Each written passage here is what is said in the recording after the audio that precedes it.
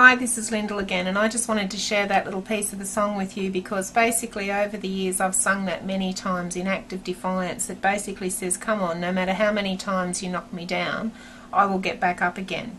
Now the big difference for me was prior to my learning natural therapies, I really didn't have the coping tools to be able to deal with life. So when I was 14 years old and my father died, the most that the people around me could do was say, be strong for your mother. And nobody showed me what the grieving process was and, you know, how to deal with losing your father at such an early age. So I basically suffered in silence and cried myself to sleep every night and carried guilt for about 20 years. So that really didn't work very well for me, and I really did suffer quite dramatically. Then a lot of other stuff went on as a typical, lifestyle that we have, and I really didn't cope very well with that either, just the whole marriage thing and having children. And then by the time I got to 36, my life just, really went pear-shaped and I couldn't cope, so I had to find a different way of dealing with things. So yes, I did train in Reiki, and I did my masters, and then I trained as a kinesiologist, and then over the years I've basically been able to use all of those different styles of therapies and coping mechanisms for me to deal with stuff in my own life. Now, I'm an average person, and I'm not just a qualified therapist who doesn't know what it is to have trauma and suffering. I've had to go through a lot of stuff way back when that really, was very, very intense around the time that my mother died. But then, 10 years ago, I went through a very unexpected separation and divorce, and that was a huge shock to me. My whole life fell apart, and the whole foundation of my life was totally changed.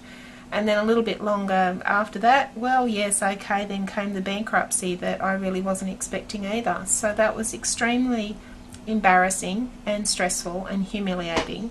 But the thing was that even though I sometimes suffered and did my little wallowing and felt very, very sorry for myself, at least I did have the tools to be able to get back up again. So I continued to work with the treatments and the therapies and the styles of coping techniques that I'm offering you in how to build a better life. So this little part of the video is basically to say I'm a real person.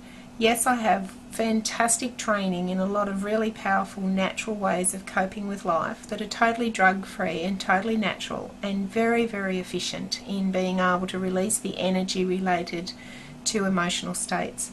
And I not only use them on my clients, but I use them on myself. And I've had some really, really, really tough times, and it's only because of these styles of coping mechanisms that I've survived, and I've been able to come out of some really, really painful things and be able to find my smile again and be able to move on and change from a little wallowing pig where I felt sorry for myself. But those times are perfectly natural and perfectly human. But my little wallowing sessions only went on for a few hours or a day or so, or maybe in a couple of days, instead of it just being years and years later I'm still bitter and twisted and wallowing.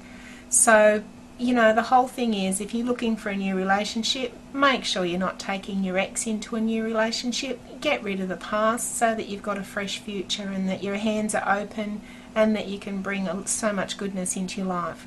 So let go of the past. Give up the wallowing thing. Yes, wallowing's fine in the moment, and we can all enjoy a little wallow and a pity party. That's sweet, but don't stay there. Let it go, find your wings, and go and fly and really enjoy life. So, come along with me and I can show you how to fly. So thanks so much. Let's come and help you find your smile.